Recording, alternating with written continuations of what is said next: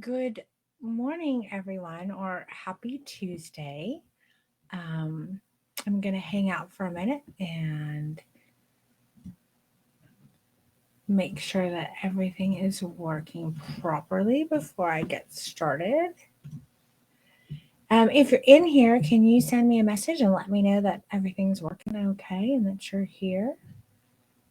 That would be awesome.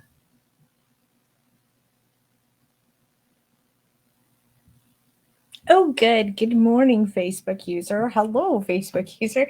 You guys, the program that I'm using, Restream, unless you're signed up with it or like you have to follow some link and sign up for it, it doesn't tell me who you are. And then Betsy, there you are because you signed up for it. I can see you. Good morning, darling. Okay, so we're here and I'm going to go ahead and get started. Um, if you miss any of this, no problem. It's going to be up for you guys, so you can always catch it on replay. Just let me know that you're watching it on replay. That would be awesome. So if you do watch this on replay, if you can just put replay in the comments. If you have any questions and you're here live with me, feel free to put the questions in the chat. I will come back to them after we've gone through this presentation and I will do my best to answer your questions. I love to interact with you guys. I really am not crazy about just like giving presentations when I don't actually like get to interact with you. So if you have questions, that would be dope. And if you are watching this on Restream or excuse me, replay, if you're watching this on replay and you have questions about anything I'm going to talk about today, feel free to put your questions in the comments and just at me, and I will come back and I will answer these questions. Because today's topic, in my opinion, is an incredibly important topic. And it is obviously imposter syndrome. There's lots of good mornings. Good morning to everybody. I hope you all have your coffee, or in my case, my ridiculously huge cup of tea. It's hella cold in my house, like really freaking cold. So I need all the warm tea. So I'll be working with tea today. Um, okay, so let's just go ahead and jump into this. So today we're going to be talking about imposter syndrome. So I'm Denise Birdsong. I'm supposed to tell you guys this every time, just in case you don't know me. It feels silly doing it, but I got to do it. So I'm a published international award-winning fashion boudoir, wedding, and portrait photographer, as well as educator. I am incredibly passionate about sharing the knowledge and information that I have and that I work to share with you guys. I am really striving to elevate the photography industry by providing excellent content and value in everything that I bring to the table and that I share.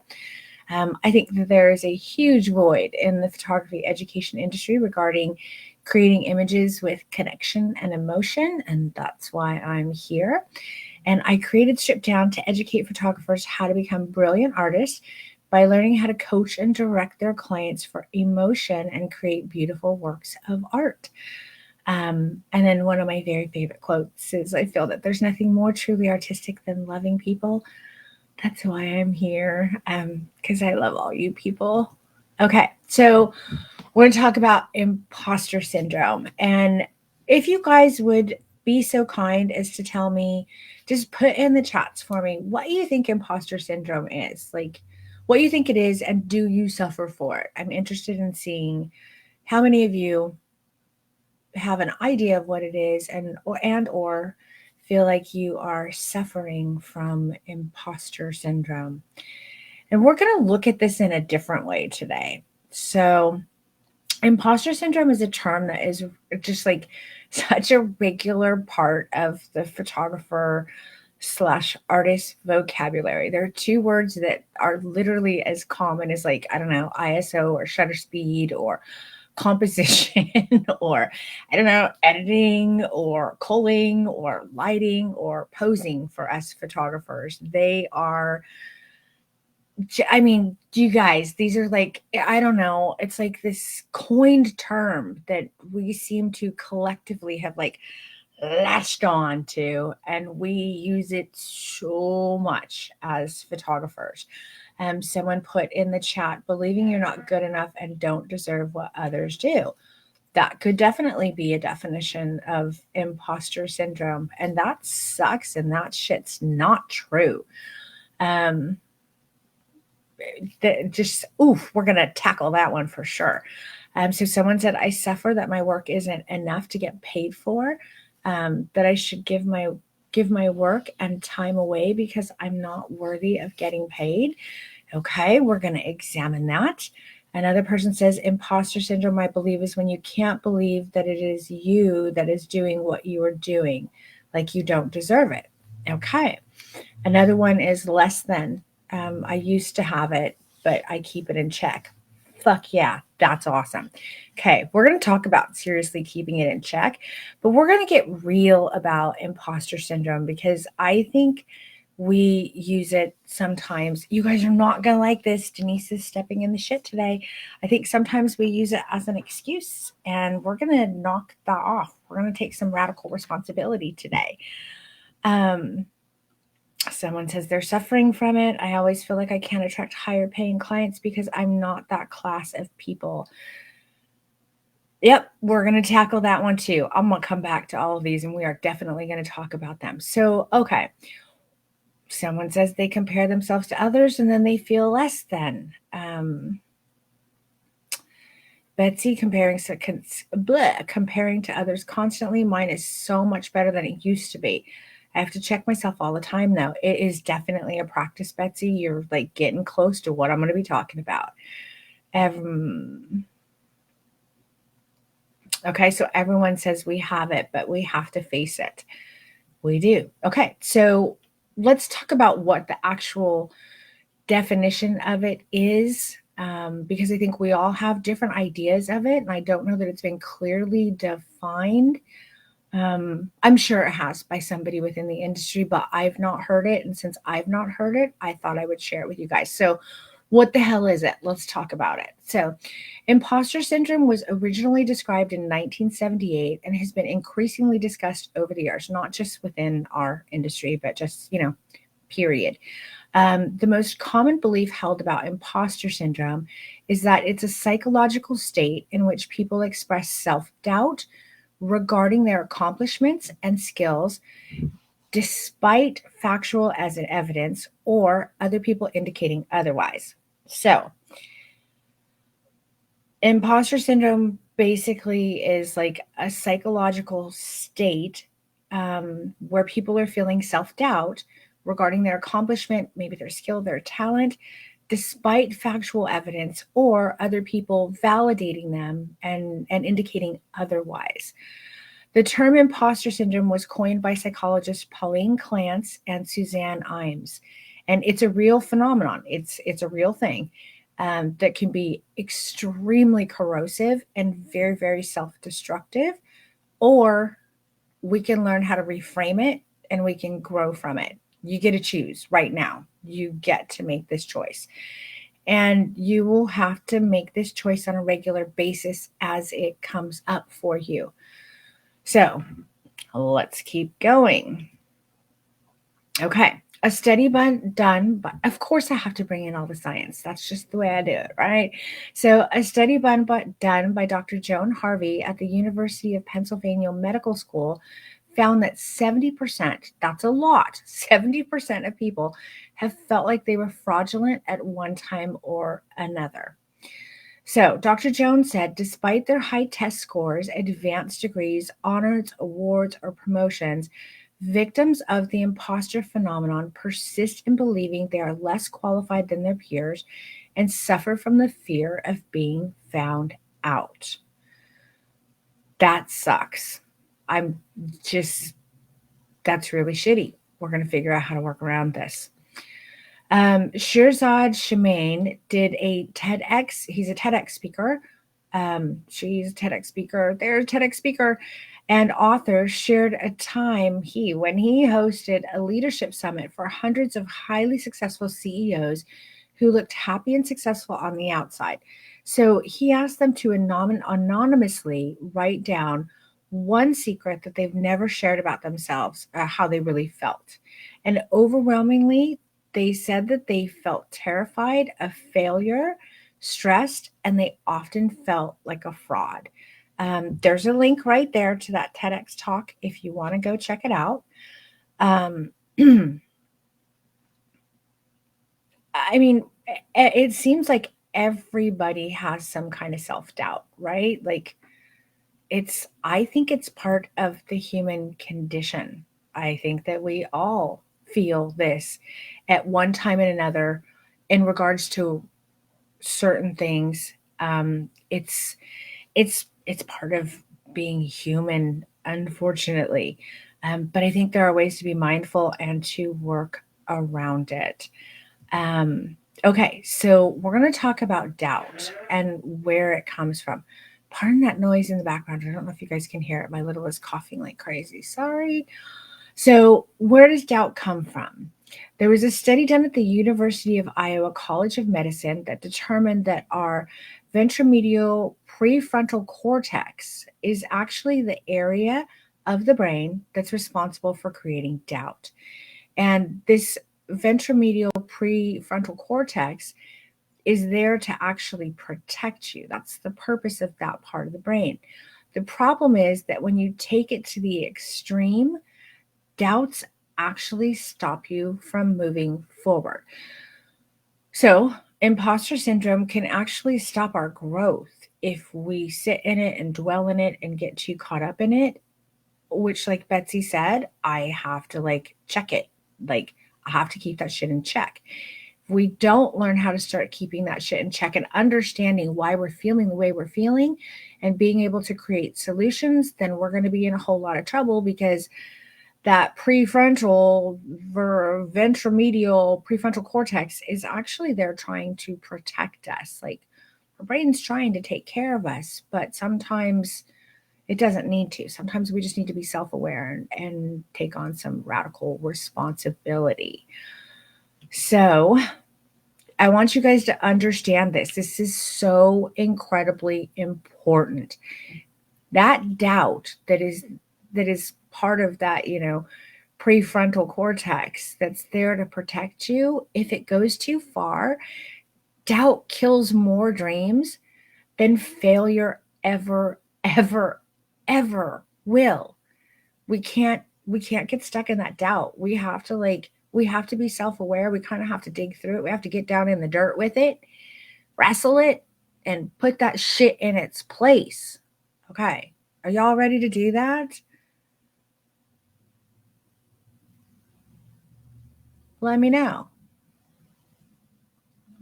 I'm gonna go through your comments here really quick in regards to this and see if I can answer some of them before I keep going further. So, seeing a lot of people saying that they suffer from it.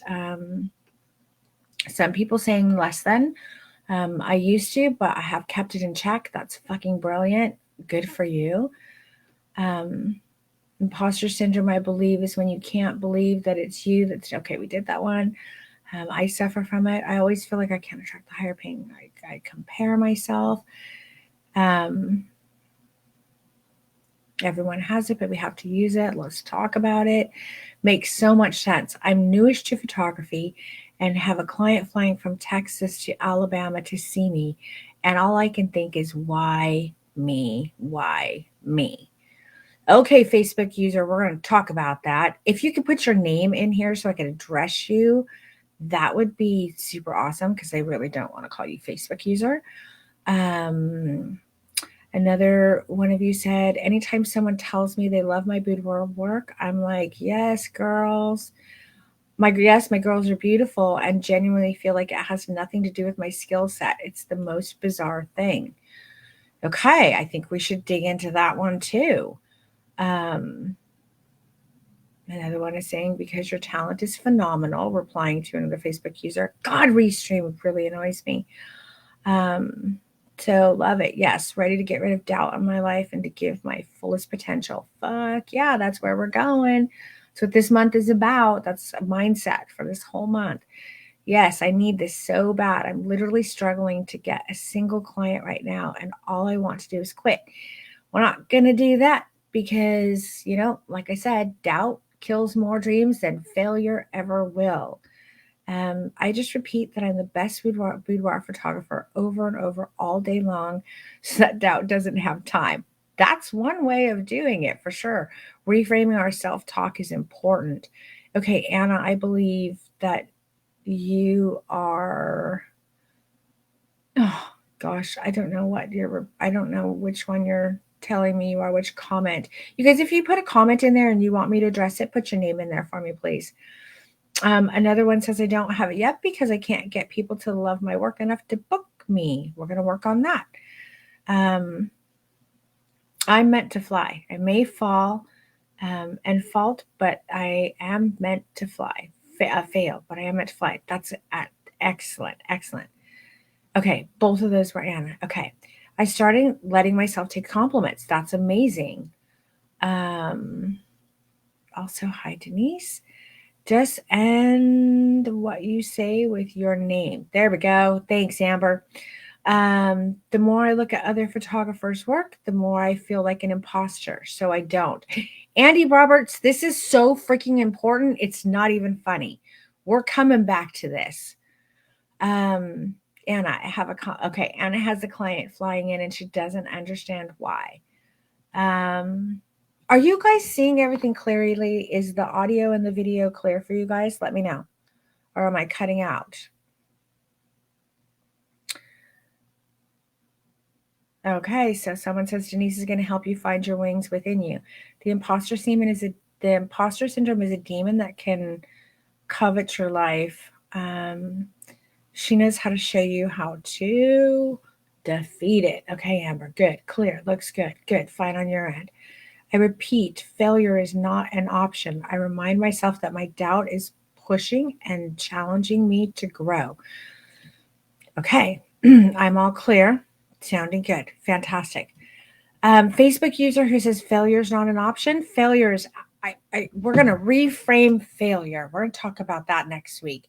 But just to give you a glimpse into next week, we are going to fail all the time. That is life. And we need to reframe the word failure as well, because it's not a bad thing. We make mistakes and we fail at small things. That doesn't mean catastrophic failure. It just means we make these mistakes and they're failures and we learn and grow from them. They are golden nuggets that are going to help us move forward. So yes, failure is going to be a lesson for us moving forward. Okay, so here we go into the parts that you might not like, and we're going to come back to some of this stuff too. So here are some of the dangers of imposter syndrome.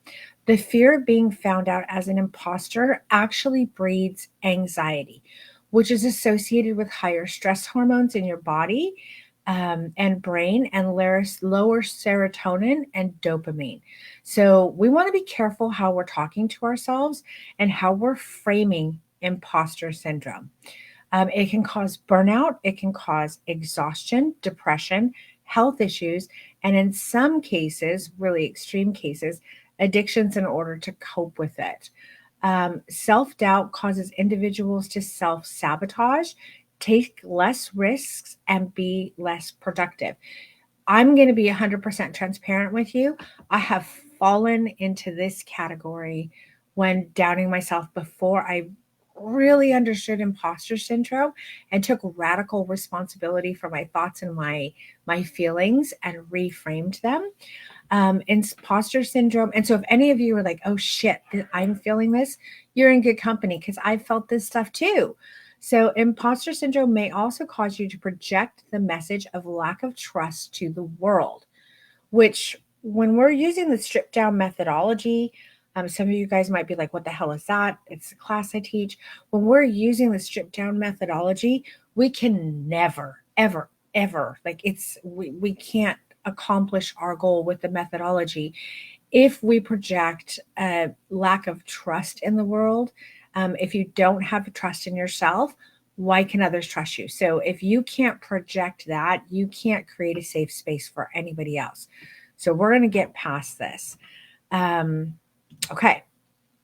So there are countless studies that have been conducted on imposter syndrome. There are, you guys, when I was doing my study for this, all of my research, there are like countless research papers that have been written, articles, books written, and individuals suffering from imposter syndrome. It's terrible. It's a thing. And we've established that imposter syndrome is absolutely real, right? I've given you the scientific proof. We've talked about the dangers of it so far. In the chat, we know that many of us are suffering from it. We know that as a community, it's one of our favorite terms to coin. Like, we're constantly talking about, oh, I feel imposter syndrome. I never feel good enough. We know that it is an absolutely real thing. So we've established that it's real. So next is an idea that you might not want to hear from me, but I believe it's an incredibly important truth. Imposter syndrome can come from two different places, okay? One is negative self-talk and doubt that is unjustified. That's kind of like it comes from the experiences that we've had in life. It feeds into all of that stuff of I'm not worthy, I'm not good enough, I'm not lovable, I'll never do good enough, I'll never be good enough, I'm not as good as the Joneses, I've got to keep up. It's that programming and that messaging that we've heard all of our life. And that's a real fucking thing. It's a real bad thing that we need to recognize. Where the hell is this coming from? And how do I start creating tools and skills to overcome this, right? So that's one way that we feel imposter syndrome.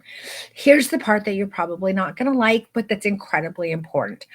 Or imposter syndrome is coming from a deep intuition about underdeveloped skills and knowledge or talent that needs your attention.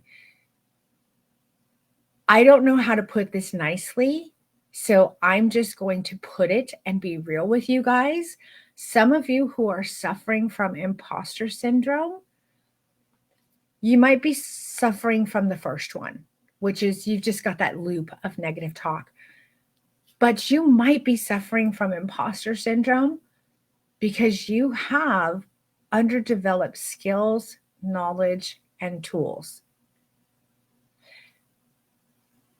That sounds like that might suck, right? But it doesn't. If we're self-aware about it, we can do something about it. It is a growth opportunity. But being able to discern between the two different places that imposter syndrome are coming from is incredibly important. And that is not something that we talk about within this industry. When we talk about imposter syndrome, we talk about it as this bane, this horrible thing that's not real.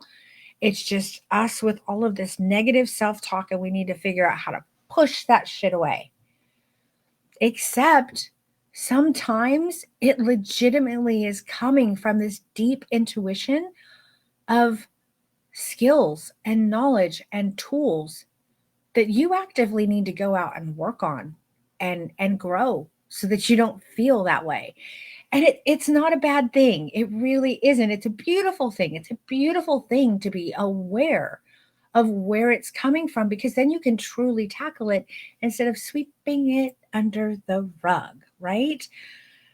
Who's with me on this? Is anybody feeling this? I'm not looking at your comments, so I'm going to take a look really quick. Okay. Okay, let's see. I have refocused on my own growth, comparing myself to others. Oh, damn. Yeah. It sucks, guys. Nobody talks about it, right? But it's fucking true. It's true. It could be a combination of the two things as well. It could be 90% bullshit self-talk, and it could actually be 10% you need to level up. It could be 80% you need to level up and 20% bullshit negative self-talk. I don't know what it is for you. You're the only person who can crack this nut open and dive deep into it and really sit with it and understand. And there is something so amazingly beautiful that comes from radical self-acceptance and just being okay with where you are right now. If you're self-aware and you're digging into this and you're like, oh shit, okay, I'm feeling imposter syndrome because when I look at this, I realize my work doesn't reflect this kind of stuff. I really want my work to reflect this kind of stuff. Instead of beating myself up about it, how do I go get these skills and these tools and this knowledge so I can be over there? And be nice to myself while I'm doing it because I'm a motherfucking badass because I actually see it. I'm aware of it. I care enough about my craft and my art. I'm going to go do something about it. That's amazing. It's not a bad thing. I know it sounds scary. I know y'all probably just want to hear, let's sweep it under the rug.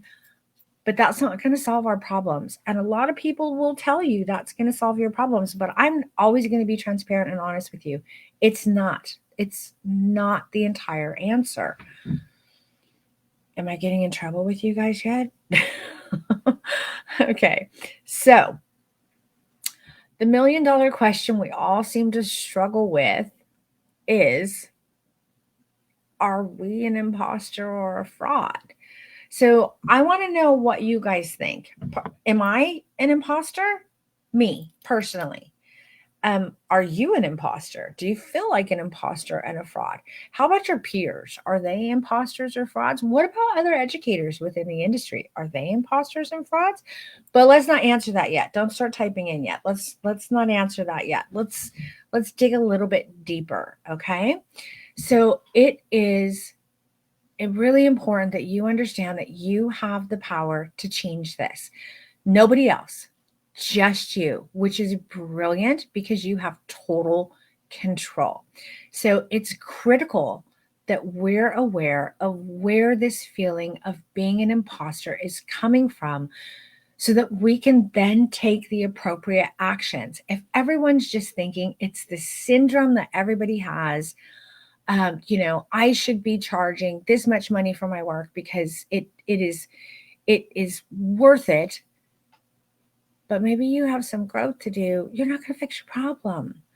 Or if you're like, my work really is just horrible and I need to do all this fixing, and that's not the case, then the problem is with that programming and that negative self-talk. So the way that you approach fixing this is very different. It's not the same for all of us. And it's going to be like, again, the ratio is going to be different for all of us. So it's a very individual journey that we're all going to have to go on. So whenever you're on a journey, radical self-acceptance is such a peaceful place to be. I'm going to give you guys a quick example. I have been fighting with my body image, my weight, and my health for a long time. I don't want to accept that I have physical limitations because of my weight now. And this has only happened with like the last year and a half to 2 years. I think it's premenopausal stuff and it really sucks. But I just had to stop trying to push through it and say, okay, Denise, you're not as flexible as you used to be. You're losing some muscle mass. Your weight is actually negatively affecting what you can do and how you can move and how you want to feel. So get on the scale, look at the number, and just accept it.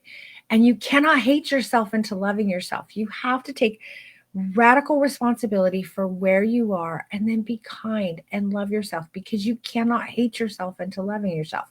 A little off topic, but same thing, guys. It's the same thing. This radical self-acceptance and self-awareness and a growth mindset are absolutely key for a healthy progression of our skills, our talent, and our physical and our emotional well-being. And my story is different than everybody else's. I'm not pushing my story on you. It's just mine to share with you. Take it for what you will. But this is a super important practice to start developing. So wherever you are and however you're feeling, you actually, I promise you, you have the ability to overcome all of your self-limiting belief by changing your mindset and or building the skills needed to create authentic, powerful imagery that you love or the life that you love. And in doing so, you're actually going to start gaining the confidence you need to execute as a standout artist in everything that you create. Okay. So we're going to use me as an example. Am I a fraud or an imposter? And again, I'm going to be 100% transparent with you. I'm going to wear my heart on my sleeve because I've kind of moved into this place of like radical self acceptance and self awareness. And I'm okay with it because I know this is how I'm going to become the best me. So let's say that there's a gallery showing of my two favorite photographers, Lillian Bassman and Ellen Van Unworth. And I'm invited to submit my work as well. Am I going to feel like an imposter alongside these artists? Hell yes, I am.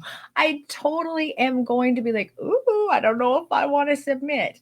I probably would submit anyways because I'm a ballsy bitch, but I would be feeling like, oof. And there's a reason I would be feeling like, oof. It's not because of just this negative self talk in my head. It's because while I know that I am an amazing artist, I know that I'm an amazing artist. And I know that I work with precision and intention, just like these two incredible artists have and do. But, and I know that my work is just as emotive as their work is. I know this as a fact. I'm totally solid in this. I get it. So then what's the problem, you say? If you know that you're this amazing artist and you create like incredibly emotive work and you're proud of your work and you think it's beautiful, I'm also fully aware that I have room for growth. I don't care where we are, there is always room for growth. I know that I have underdeveloped knowledge and skills. It is what it is. I know this as a truth. This is part of radical self acceptance. And when you do that, when you just accept it, it frees you from feeling like all of the guilt and shame and I'm not good enough and negative self talk and all of the bullshit. It's just this simple. There are areas where I need to build my knowledge base, I need to like sharpen my skills. Not because someone's telling me I have to, but because I actually want to.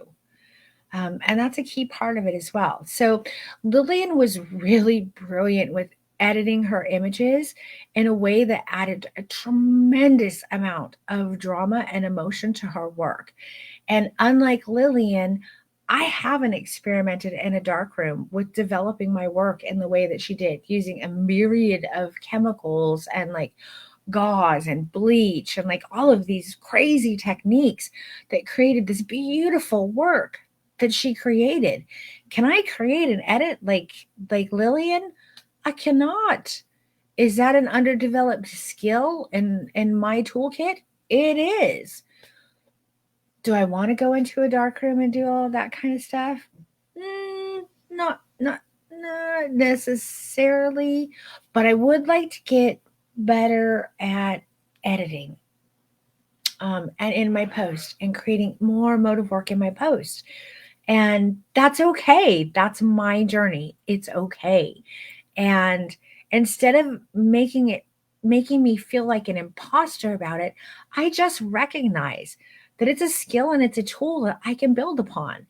Ellen, she's a master of on camera and off camera flash, and it totally shows in her work. And guys, I have tried so many times to like emulate her on camera and off camera flash, but I don't know what the fuck I'm doing. And it's a really underdeveloped skill for me. I work in natural light for the most part or with continuous lights, but I really do need to expand my knowledge in on and off camera lighting. If I put my work up against, let's say, Sean Black, who does like a lot of like cool lighting, um, I'm not necessarily going to feel like an imposter because I've already accepted that the fact that I have some underdeveloped skills and that's okay. But if I want to grow and be better and I want to be at that level, then I need to put the work in. And that's fine. It's an okay place to be. So my point is this. Imposter syndrome is what it is.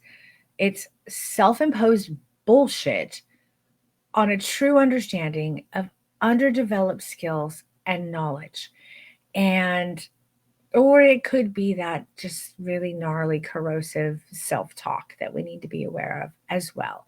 So we have two choices here. You got two of them, right? We can let it be corrosive and limiting. We can let that doubt be the reason we fail all the time. Or we can take action. It's up to you. And I believe in you guys, and I believe that you guys are here and you want to grow and you want to be on a growth journey. And I'm hoping that this message gets through to you today more than any messages about imposter syndrome before. I really want to reframe this so that we can look at it as not this big scary monster that controls us, but this thing that we actually can dive into, figure out, and we can control it in order to be better artists, to have healthier mental states around our work, to continue on really productive, beautiful self growth journeys. That's what I want for every single one of you with all of my heart. That's what I want for you guys. So, when we embrace radical self acceptance of where we are on our journey, then and only then can we be aware? Can we change our mindset? And can we take action? I promise you guys, it's not that hard. It's just knowing and understanding and doing a little bit of digging. It's like self excavation a little bit. So, and by the way, yes, I am actually going to spend time developing my skills with lighting and editing, not because I feel like I have to, but because I want to continue on my growth journey as well. And I want to. Am I ever going to be Lillian in the darkroom? I don't think so. And that's okay. She has her genius. I have mine. Am I ever going to be Ellen with off camera lighting? I fucking hope so. I'm gonna work with it. I'm definitely going to put the work in to do that. Um, just not this week. So, despite doubt and fear, we must understand how to move forward in our journey as artists. That's the whole point of this. We're going to have these fears, we're going to have these doubts, they're going to come up. We need to come up with action plans and understandings of where these feelings are coming from and how we move forward in our journey as brilliant artists. So, the good news is that we can totally do things differently and we can practice thinking in new and positive ways so that our underlying thoughts and habits actually change. So, we do this by using neural pruning, which is the process of removing neurons that no longer serve us. So when you have one of those negative thoughts, we talked about this before, we're going to talk about it again. When you have one of those negative thoughts, all of a sudden it pops in my head. Why am I teaching? I don't know everything I need to know about lighting. I suck. I should know more about lighting. Like, why is anybody even listening to me? Because my lighting is like not on par with like many of the other educators in the industry. I immediately stop myself. Okay, Denise, I start wiggling my fingers and wiggling my toes because it's scientifically proven that physical action, along with redirecting your thought, or maybe standing up and like walking in place. I'm doing this a lot lately too. I'll actually walk into my backyard and I kind of like walk in circles in my courtyard and I actually talk out loud to myself. My neighbors must think I'm out of my mind right now. They must think I'm cuckooing off my rocker. I will go in my backyard and I'll be like, okay, you're not the best at lighting, but you have all of these beautiful things to bring to the world. Let's remind ourselves of the things that you have to bring to the world. And I'm saying this shit out loud. You have this to bring, you have that to bring, you have the other to bring. You're brilliant at doing this, you're brilliant at doing that. And it's okay to have these skills that you want to work on. You've been able to learn other things. You're great at learning things. When you put your mind to it, you can do it. You have to make time for you. You have to make time to do this. And the whole while I'm moving, because I know from the scientific studies that I've researched that redirecting those thoughts with positive thoughts while having some kind of physical activity, whether it's like wiggling your fingers and wiggling your toes, or just stomping your feet while you're sitting at your desk, or waving your hands around. I don't care what it is you're doing. Physical movement and the redirection of the thoughts is actually going to start shutting down those neural pathways that are like those super highways of negativity, and you're going to start building new neural pathways. And the more that you do this practice, the stronger those neural pathways that you want to be there are going to get, and the more wimpy and like faded and like dying off little neural pathways that we don't need, that don't serve us, are going to become. Excuse me. Okay. So neural pruning is an important part of this process. And when we focus our attention on what we focus our attention on, and what we activate. So this activation can strengthen links in those neural pathways. Get your ass moving. Wiggle your damn fingers.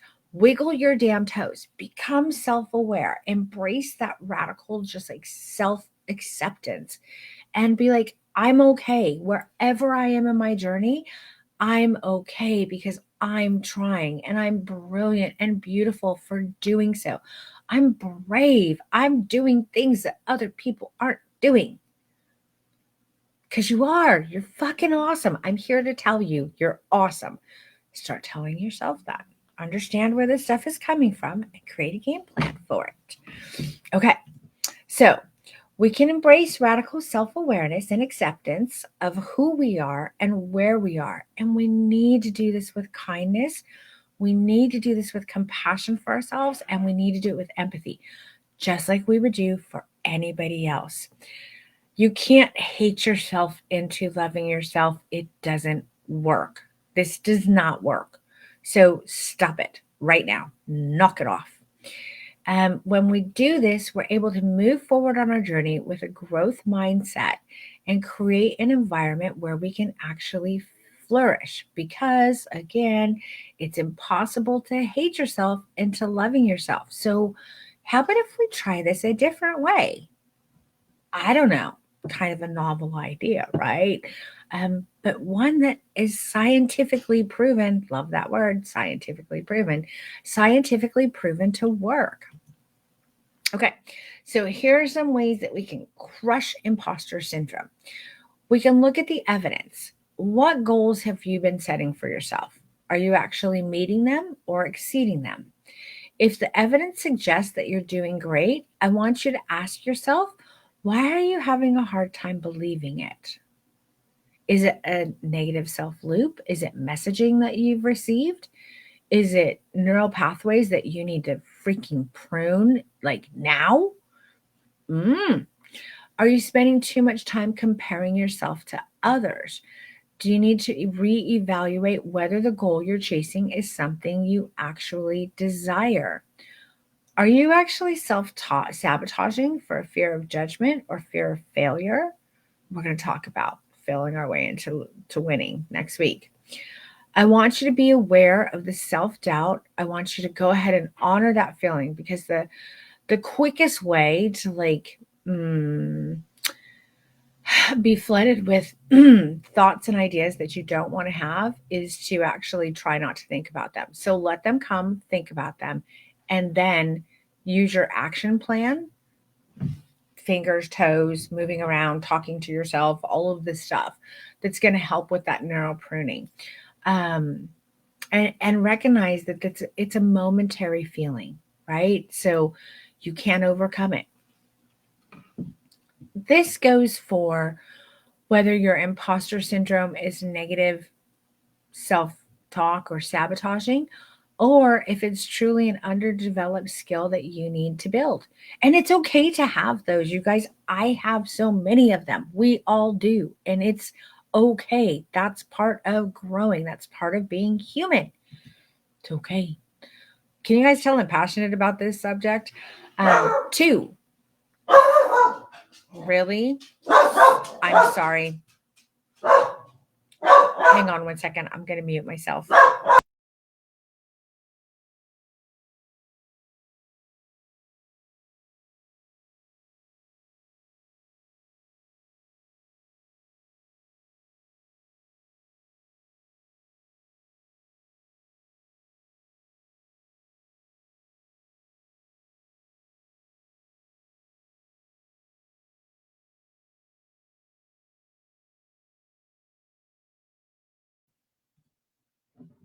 Sorry about that, guys. That was my very ferocious little 20-pound terrier. It was Penelope who's trying to protect me. Okay, so the next one is fake it until you make it. Feeling like an imposter sometimes is completely normal, right? You just have to keep taking action, learning, and growing. And this really ties into, do we have underdeveloped skills that we need to build? And it's okay. I can't say it enough. It's okay. You need to celebrate the small wins. You need to learn from any struggles or bumps in the road and keep pushing forward to achieve your goals. And always, and I mean always, be working from a growth mindset. So, what's a growth mindset? Let's talk about it. We've got two different types of mindsets. We have a fixed mindset. This is when we give up quickly. It's we view intelligence as static, not something that can grow. We avoid risk, not good behavior. We're defensive with critique, also not good behavior. We need to let that ego go. We're threatened by the success of others, not good. We can learn from their successes. And we look too much for validation from others. These are things that are in the fixed mindset growth. And we want to be careful when we see ourselves doing these. We need to recognize, oh shit, I'm working from a fixed mindset place. And I need to open myself up to this journey of growth mindset. So, in the growth mindset category, we have the embracement of challenges, which is good. And it's okay if you fail, because you're going to learn so much from that failure, and you're going to get back up on that horse and you're going to do it again, and you're going to do it a little bit better. And you might scrub again and you get back up and you do it again and you just keep going.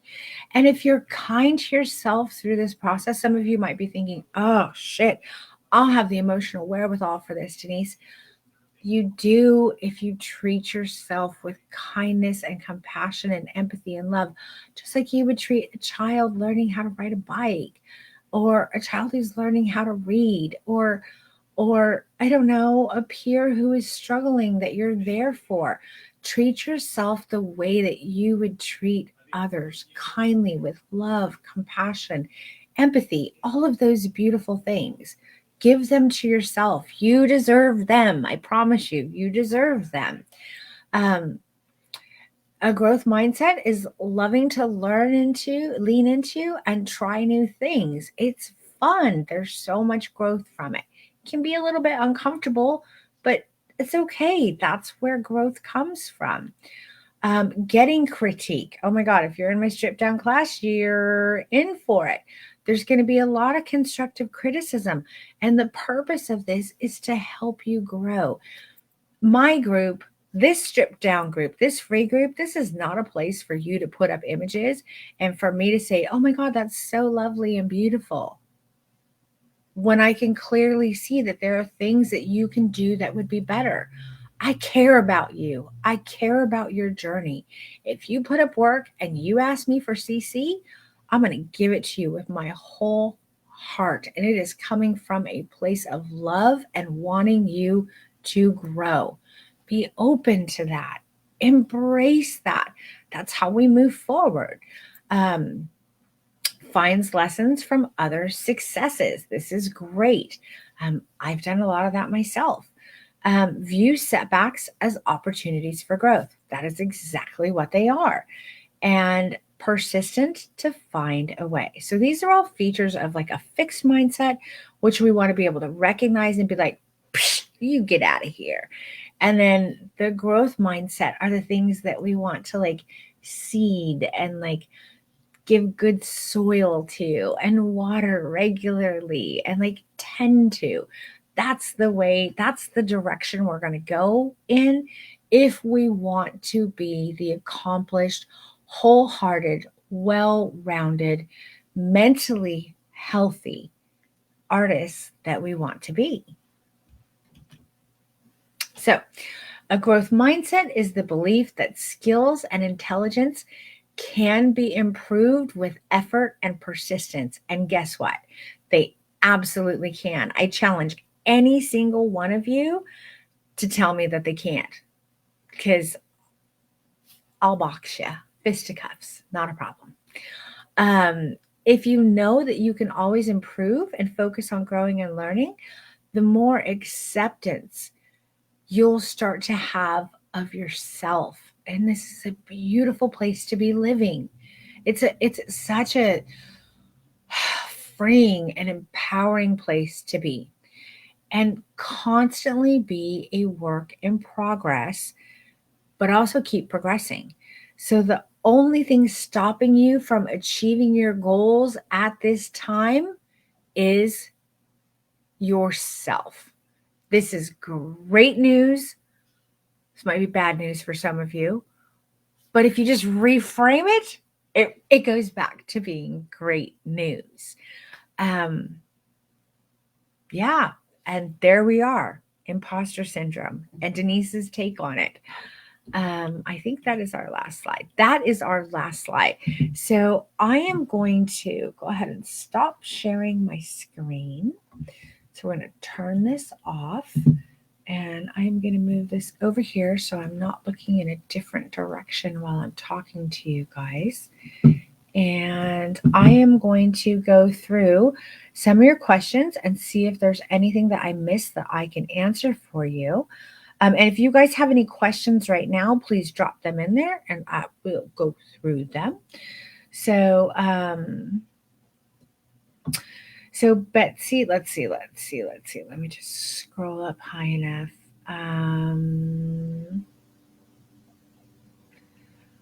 Let's see.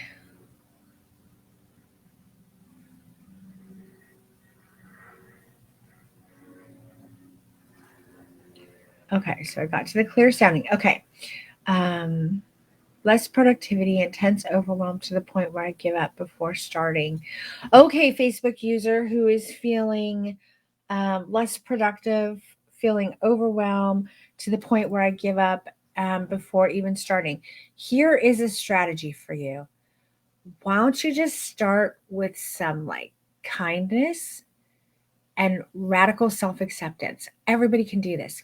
Get out a notebook, and I want you to write down all of the things that you do beautifully. I want you to write down all of the qualities about yourself, whether they pertain to work or whether they just pertain to your personal life, that are beautiful qualities that you have. And then I want you to write down the areas where you think you need to grow. We're going to shift it from you're not good enough to where you think you need to grow. Okay. And we're first going to go through and prime ourselves with all the things that we think are amazing about ourselves. And then we're going to write down the things that we think we need to, where we need to grow. And you need to be realistic, for God's sakes. Who the hell comes into anything knowing everything being perfect? Nobody. Nobody ever. Nobody ever does that. It's okay to have a list of things that you want to be better at and that you want to grow in. And I encourage you guys to write that list, and write it with kindness and love and empathy, and write it from a place of, I want to be better for me. I want to be better for those around me. I want to do a better job in my work. When I'm done with this growth journey, I want to be a bad bitch. Like, I want to feel amazing about what I'm doing. But no, even when you get to that end of that perceived journey, there's going to be more things that you want to learn and more things that you want to do, because that is life. That's what we're living, people. And there are so many of us who don't have the privilege of being here anymore.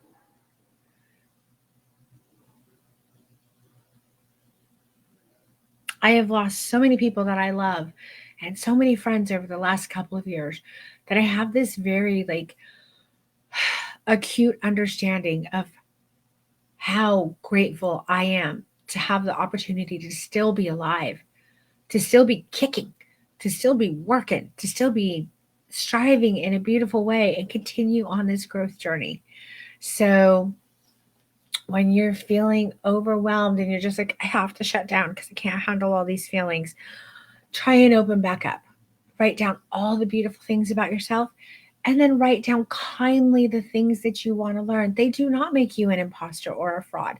They make you human and someone who wants to grow. They make you an exceptional human because you are self aware and you are taking on radical self responsibility, which means you're going to get pretty far in your growth journey. And I'm excited to watch it. Okay. So another one, it's true. All just a program we have to uninstall. It's absolutely true. Prune, prune, prune, prune, prune. Get in the gardens of your mind. Fill it with all the beautiful flowers and ferns and plants and all of the beautiful, flourishing, thriving things that you want to fill it with, and prune those fucking weeds. Like, get rid of them. It is a practice, but you can do it. Okay. Someone said, I have refocused my own growth, comparing myself to myself versus others. Beautiful example. Everybody can take from that. We can all absolutely do that. And it's a great practice. I do think that we can look at other people's work and be like, wow, what that person is doing is amazing. I want to learn how to be a little bit better at that without beating ourselves up for not being there yet. We can do that too. Someone said, oh, damn. I don't know what that was too, but oh, damn. I'm with you. Okay. Good. I'm glad you feel like I hit the nail on the head. And you guys are understanding. And yeah, I think for a lot of us, it is a mix of programming and things that we have underdeveloped knowledge, skills, tools in. That's why so many people take stripped down. So many people are like, I see this work that's like full of emotion, and then there's my work, and I don't know how to get there. That's why Stripped Down is such an incredibly successful course, because I give people the skills, the knowledge, and the tools to go on this really in-depth, beautiful growth journey that's going to get them there. It's kind of education you should be looking for. Someone who is working from a place of self-awareness and teaching, radical self-acceptance, kindness, empathy, and leading you through a really positive growth journey for yourself that's going to get you to where you want to be. Someone said, ouch, you nailed it. That hurt. So that tells me that this is it. Amanda, I don't know what you're talking about. I didn't mean for it to hurt.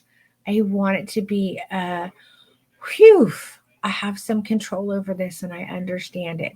But it's okay if it ouched a little bit. And that means that you need to look at it, because then you can move into a place of radical self acceptance and love.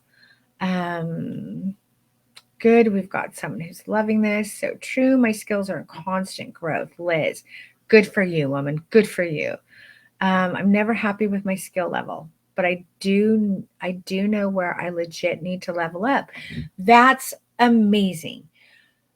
You might want to write down that list. I don't know who wrote that to me. Whoever wrote that to me, please write down that list of things that you are good at, so that every time you're like, ugh, I suck at this, you can instantly go back and tell your brain, but I might not have that skill yet, but I have these skills and I'm amazing and I am capable of learning these other skills. And when it is a priority for me, when I am ready, I will do it. So just have that counterbalance for you, okay? It's not enough to tell yourself good things. The confidence comes from knowing your work hard, knowing you work hard at growing all the time.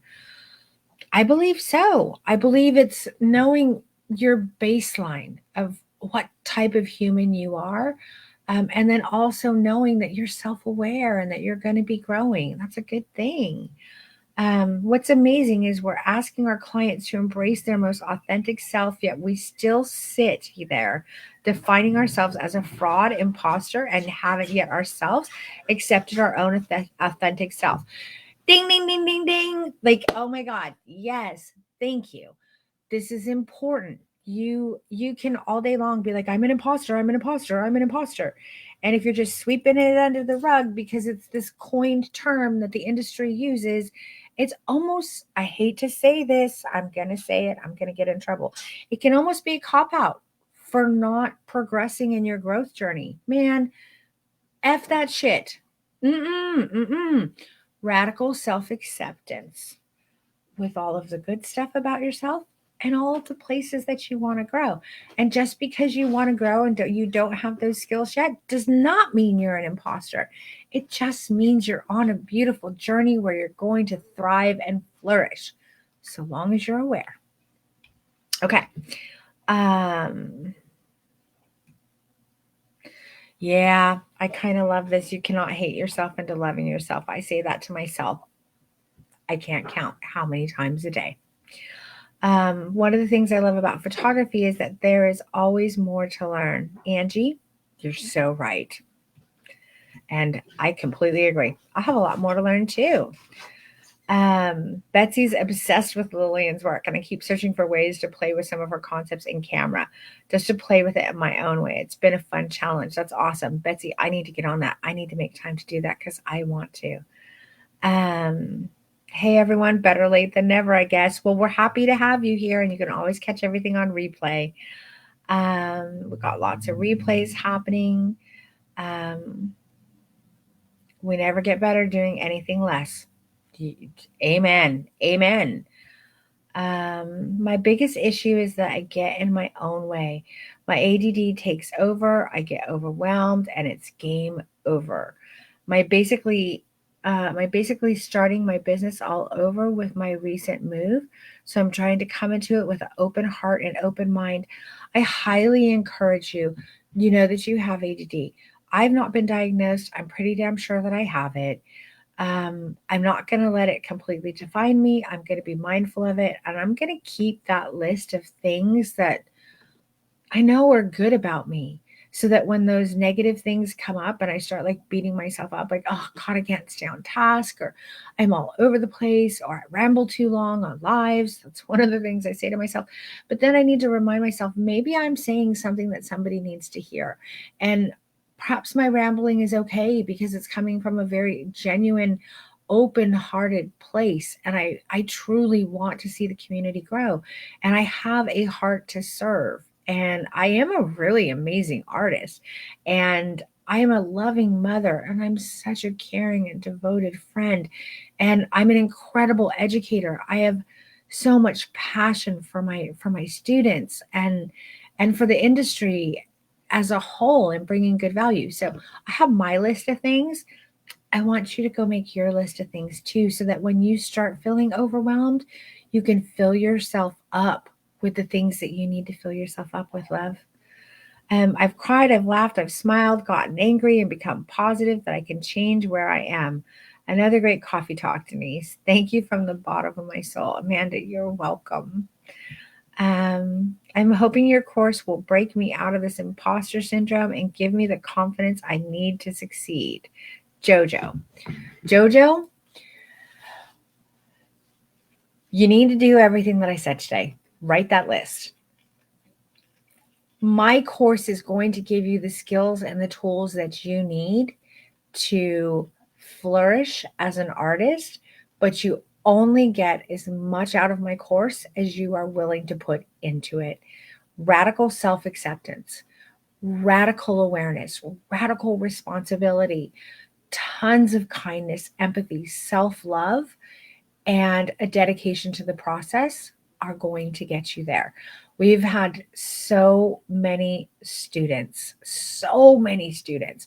become such brilliant artists. Betsy, if you're still in here, can you chime in, my love? Anybody else who is an alumni of Strip Down, if you can chime in, I would be grateful. if you really work the course is going to rework you. It's not just going to change your work, it is going to change your life. It will change the way that you feel about yourself. It will level you up in ways that you didn't even know that you could be leveled up. Stripped Down is an amazing course. I believe in it more than just about anything I've ever done, because I've seen the evidence of what it can do in people's lives. But I also know that if you don't actually put the work in, you don't reap the benefits from it. So get in there and do it, my love, and do it with kindness and empathy. Does anybody have any questions for me? Because I've said some controversial shit today. I've said I think imposter syndrome sometimes is an excuse that we all use as an industry. It's this coined term, and we like to sweep it under the rug. When in fact we might have like this deep intuition of places we need to grow. We're told over and over again. We are told so much by educators and by the industry at whole. Here I go. I'm going to get in trouble. It doesn't matter what your work looks like. Use a prosumer camera. Doesn't matter if you know how to pose. Just shoot and charge like $6,000 per session. That is a recipe for imposter syndrome. I am sorry. If you do not build yourself up, if you do not build up your skills, if you can't become radically self-aware of where it is you need to grow, and you think you can just pick up a camera without knowing any of the skills and mastery of this beautiful, incredibly human artistic medium that we're working in, and you can charge $6,000 for a session, you are setting yourself up for some serious fucking imposter syndrome. It's coming. It is coming for you because you have underdeveloped skills, knowledge, and tools that you need to gain. Period. Yeah, that one's going to get me in trouble for sure. I don't know what to tell you guys. I have to be honest. Let's see. I'm so grateful for everything that you talk about on these lives. Besides being an artist, I'm a mom that homeschools, and I use what you teach us to grow personally and to share with my kids and help them grow with a healthy mind.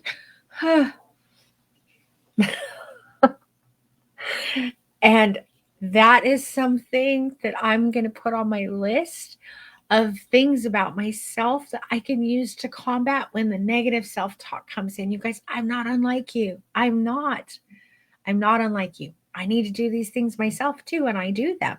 I am practicing what I preach.